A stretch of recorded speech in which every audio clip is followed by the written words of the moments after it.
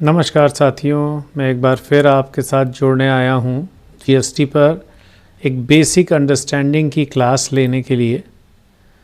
Important topic है, अगर हम इसे समझ पाएंगे तो हम आगे जो कंटेंट हैं जीएसटी के उसको बेटर ढंग से न केवल समझ पाएंगे बल्कि उतनी ही आसानी से इस्तेमाल भी कर पाएंगे। चलिए शुरू करते हैं। सबसे पहले जो जीएसटी है बेसिकली उसे आप समझ सकते हैं कि एक टैक्स है जो सप्लाई पर, सप्लाई जिसको हम जनरली सेल्स के फॉर्मेट में भी समझते हैं, जो गुड्स या सर्विसेज की सप्लाई करने पर लगता है मैन्युफैक्चरर्स, ट्रेडर्स या सर्विस प्रोवाइडर्स पर। यहाँ एक इम्पॉर्टेंट बात है वो ध्यान रखनी है कि ये जो सप्लाई है ये फॉर सम कंसिडरेशन होनी चाहिए और फॉर फर्दरेंस ऑफ बिजनेस होनी चाहिए, तभी वो जीएसटी में टैक्सेबल होती है। साथ साथ मोटे मोटे तौर पर जो जीएसटी में टैक्स रेट हैं वो गुड्स में एचएसएन की बेसिस पर उनके क्लासिफिकेशन पर आधारित हैं और सर्विसेज के लिए सैक कोड पर। जो टोटल अमाउंट ऑफ टैक्स लगता है, जो वैल्यू ऑफ ट्रांजैक्शन होती है दो पार्टियों की, उन पर लगता है। पीछे से आईटीसी का क्रेडिट मिलता है और जो वैल्यू एडिशन का पार्ट होता है उसका टैक्स ऐड ऑन हो जाता है जो कस्टमर से ले लिया जाता है।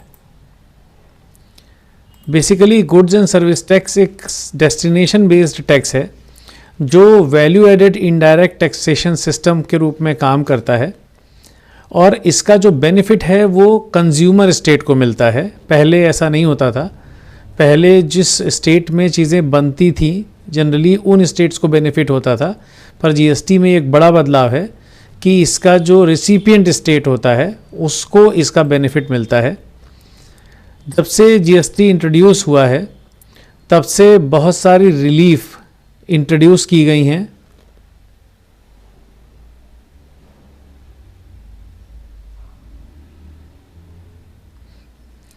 जब से जीएसटी इंट्रोड्यूस हुआ है तो पीछे जो बहुत सारे टैक्सेस हुआ करते थे वो 17 टैक्स एबोलिश करके उनकी जगह पर ये टैक्स आया है।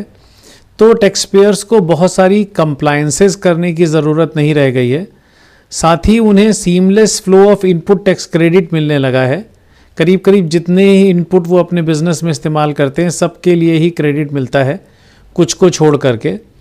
तो उनको बेनिफिट मिलता है पीछे से मिलने वाले क्रेडिट का, जिससे बेसिक जो उनकी वैल्यू है उसको मैनेज करने में और कंपटीशन करने में हेल्प होती है उनकी टोटल प्रोसेस ऑफ बिजनेस में। साथ में ये जो जीएसटी का सिस्टम है ये आईटी इनेबल्ड है, टोटली आईटी पर बेस्ड चलता है। इसकी सारी प्रोसेसेस ऑनलाइन पोर्टल है gst.gov.in उसके माध्यम से की जाती हैं। तो ये एक बड़ा बदलाव है जीएसटी में कि किसी ऑफिस के चक्कर लगाने की ज़रूरत नहीं पड़ती। जो बेसिक सिस्टम है उसके माध्यम से ही, जो बेसिक आईटी सिस्टम है उसकी माध्यम से ही सारी एप्लीकेशंस डाल करके जो सॉल्यूशंस हैं उन्हें पाया जा सकता है।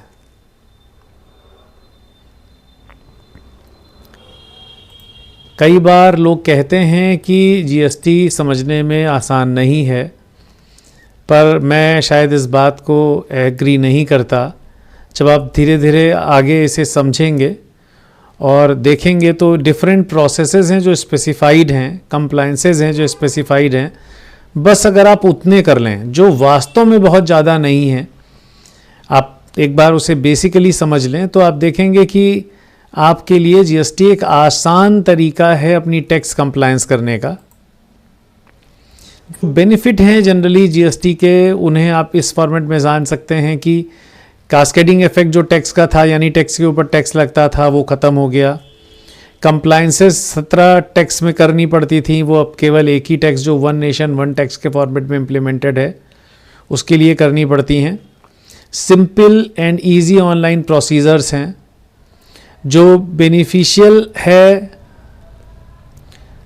ये सिस्टम ई कॉमर्स ऑपरेटर्स के लिए बेनिफिशियल है। इम्प्रोवाइजेशन इन लॉजिस्टिक है। कंपोजिशन स्कीम है छोटे टैक्स पेयर्स के लिए।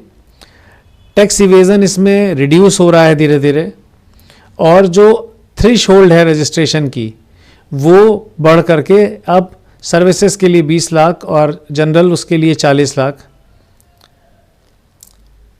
और गुड्स ट्रांजैक्शन के लिए 40 लाख है स्पेसिफाइड स्टेट्स को छोड़कर। तो हायर थ्रेश होल्ड है रजिस्ट्रेशन के लिए, हालांकि ऑप्शन ऑफ वॉलेंट्री रजिस्ट्रेशन हमेशा ओपन रहता है। जो जीएसटी के बेसिक कंपोनेंट हैं, अगर किसी स्टेट के अंदर कोई ट्रांजैक्शन होता है जिसे इंट्रा स्टेट ट्रांजैक्शन कहते हैं, तो सीजीएसटी और एसजीएसटी लगता है किसी भी इनवाइस पर जिस वक्त वो सप्लाई की जाती है, इनवाइस काटी जाती है, या जो फाइनेंसेस हैं वो रिसीव किए जाते हैं। इसके अलावा जो सेल्स होती है किसी प्रोडक्ट की किसी यूनियन टेरिटरी से, तो उसमें यूटीजीएसटी लगता है। और अगर किसी एक स्टेट से दूसरे स्टेट में या एक स्टेट से दूसरे यूनियन टेरिटरी में सप्लाई होती है तो आईजीएसटी लगता है। जनरली आईजीएसटी का रेट सीजीएसटी और जनरली आईजीएसटी का रेट सीजीएसटी और एसजीएसटी के टोटल के बराबर होता है। बेसिक टैक्स स्लैब प्रिस्क्राइब्ड हैं जीएसटी में, वो कुछ स्पेसिफिक चीज़ों को छोड़कर, जैसे रियल एस्टेट है और गोल्ड है, उनके अलावा बाकी 0, 5, 12, 18 और 28% के 4 टायर सिस्टम पे काम करते हैं। 0 वो है जो गुड्स एग्जम्प्टेड हैं या नील रेटेड हैं, बहुत कॉमन यूज़ की चीज़ें हैं।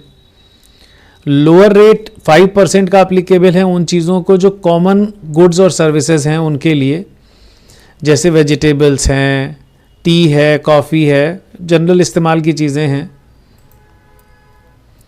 इसके अलावा जो स्टैंडर्ड रेट है 12 से 18% वाला, इसमें 12% उन चीज़ों के लिए है जो कॉमन यूज़ की हैं लेकिन फिर भी हायर लेवल पर आ जाती हैं थोड़ा, जैसे सेल फोन्स हैं, बिजनेस क्लास एयर टिकट है, मूवी टिकट है। 18% उन चीज़ों के लिए है जो थोड़ा सा अपग्रेड हो जाती हैं लग्जरीज़ में, जैसे ice cream, mineral water, cleaning equipments, और जो लग्जरीज़ हैं वो मोस्टली 28% के हायर टैक्स रेटेड 28% के हायर टैक्स रेट सिस्टम में इंट्रोड्यूस की गई हैं। यहाँ पर कुछ वर्ड्स हैं जिन्हें समझना बहुत ज़रूरी है। नील रेटेड का मतलब है वो चीज़ें जिन पर कोई टैक्स नहीं है, ज़ीरो टैक्स है, वो या तो नील रेटेड हैं या किसी कारण से एग्जम्प्टेड है नोटिफिकेशन से और उन पर टैक्स इम्प्लीमेंटेड ज़ीरो है।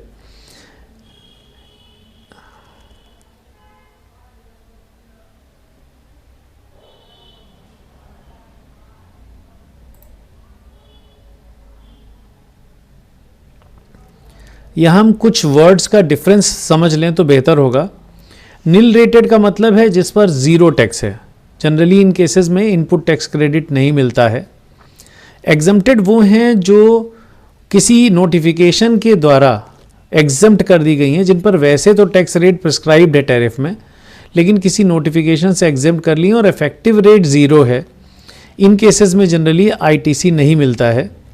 ज़ीरो रेटेड वो हैं जहाँ पर एक्सपोर्ट हो रहा है या जो SEZs हैं उनको सप्लाई हो रही है, यहाँ भी इफेक्टिव रेट जो होता है वो ज़ीरो होता है, लेकिन यहाँ पर ITC क्लेम हो जाता है, जो ITC रिफंड के रूप में वापस भी मिल जाता है। और नॉन GST गुड्स वो हैं जो GST के दायरे में ही नहीं हैं, मतलब जिन पर किसी तरह से GST नहीं है, जैसे इलेक्ट्रिसिटी है, जैसे अल्कोहल है। तो ये वर्ड हैं जिनका डिफरेंस समझना ज़रूरी है GST की अंडरस्टैंडिंग के लिए। जो कॉमन कंप्लायंसेस GST में दी हुई हैं वो ये कि अगर आप लायबल हैं तो आपको रजिस्ट्रेशन की ज़रूरत है, फिर आप अपनी इनवाइसिंग या बिलिंग इशू करेंगे जो भी आप काम करते हैं। इसमें अगर आप 5 करोड़ से ऊपर टर्नओवर वाले हैं तो आप इनवाइस भी इशू करेंगे। अपने जो रिटर्न प्रिस्क्राइब्ड हैं सेल और परचेज के, उन्हें फाइल करेंगे और चेक करेंगे। अपना फाइनल पेमेंट ऑफ टैक्स के लिए रिटर्न है उसे सबमिट करेंगे। और अगर आपको मूवमेंट ऑफ गुड्स के लिए ई-वे बिल इशू करने की ज़रूरत है तो आप उसे इशू करेंगे। ये बेसिक कुछ कंप्लायंसेस हैं जो GST में रिक्वायर्ड हैं। इसके अलावा जहाँ जहाँ प्रिस्क्राइब्ड है वहाँ पर सीमलेस ITC अवेलेबल होता है GST में। ये ITC जहाँ पर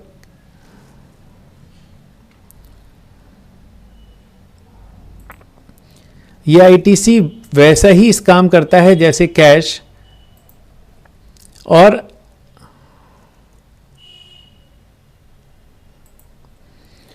ये ध्यान रखना चाहिए कि आईटीसी से रिलेटेड जो लॉ और प्रोसीजर्स हैं, आईटीसी को ठीक ढंग से अवेल करने के लिए उन्हें रेगुलरली फॉलो करना चाहिए। कुछ की चीज़ें हैं जिनकी जानकारी अगर हो तो बेहतर है। करीब करीब सारी प्रोसेस ऑनलाइन है जीएसटी में। फिर जीएसटी में अगर आप कंप्लायंसेस को एडहेयर करते हैं, अगर उन्हें फॉलो करते हैं, तो आप ये समझ लीजिए कि आपको जनरली जीएसटी से रिलेटेड कोई भी कॉम्प्लिकेशंस नहीं होती हैं। आपकी अकाउंटिंग क्लियर होनी चाहिए, जैसा जीएसटी लॉ में प्रोवाइडेड है वैसे रिकॉर्ड्स मेंटेन करने से रिलेटेड अपनी बुक्स ऑफ अकाउंट्स में एंट्रीज तक वो ठीक से किया जाना चाहिए।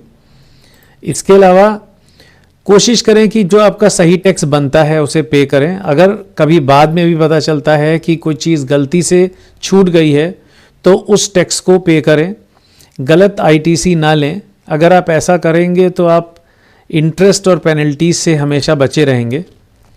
और आईटीसी को लेते समय जो आईटीसी से रिलेटेड नियम हैं उनको ज़रूर ध्यान रखें, ताकि उसको लेने में जो गलती हो जाती है उसके कारण जो पेनल्टीज़ और इंटरेस्ट देना पड़ता है उससे आप बच सकें। और अगर आपके मन में कोई क्वेरी आती है तो उस क्वेरी को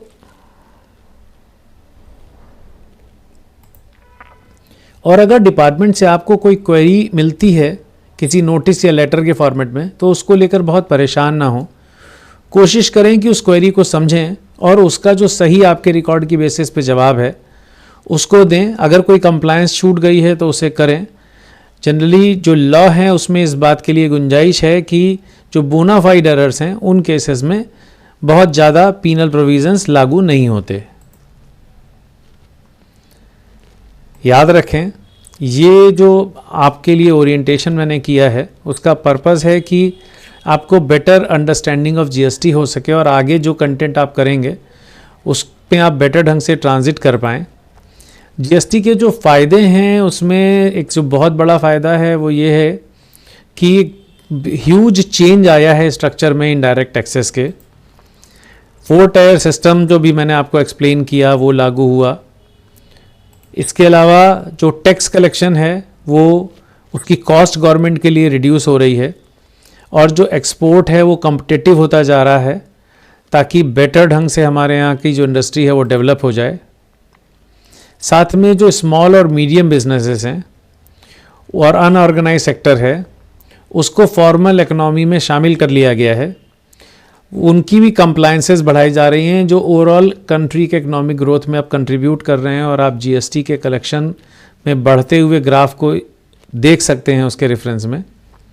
जो ऑनलाइन पोर्टल है वो पोर्टल सारी प्रोसेसेस वहीं से करा देता है। बस आपको वहाँ की कुछ सिंपल कंप्लायंसेस हैं जो करनी होती हैं और टैक्स जो अपना है उसका ऑब्लिगेशन डिस्चार्ज करना होता है। इस तरह से टैक्स पेयर के लिए भी अपनी चीज़ें आइडेंटिफाई करना और देखना, और टैक्स ऑफिसर के लिए भी उन्हें चेक कर पाना और इवेजन को कंट्रोल पर कर पाना संभव हो पाता है।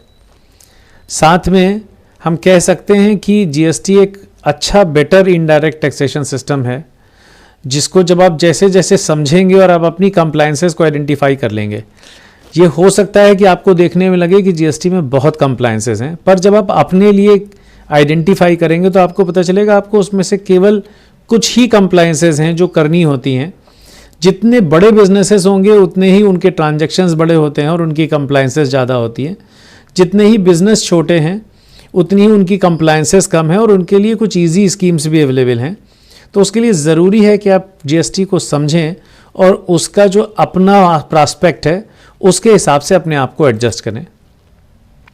आप सभी का हमारे साथ जुड़ने के लिए बहुत बहुत धन्यवाद। उम्मीद करते हैं हम आगे भी इसी तरह जुड़े रहेंगे। अगर आपके मन में कोई क्वेश्चन हो तो या तो कमेंट बॉक्स में लिखें या हमारी ईमेल पर भेजें। इस वीडियो को अगर आपने पसंद किया हो तो प्लीज़ लाइक करें, सब्सक्राइब करें और शेयर करें।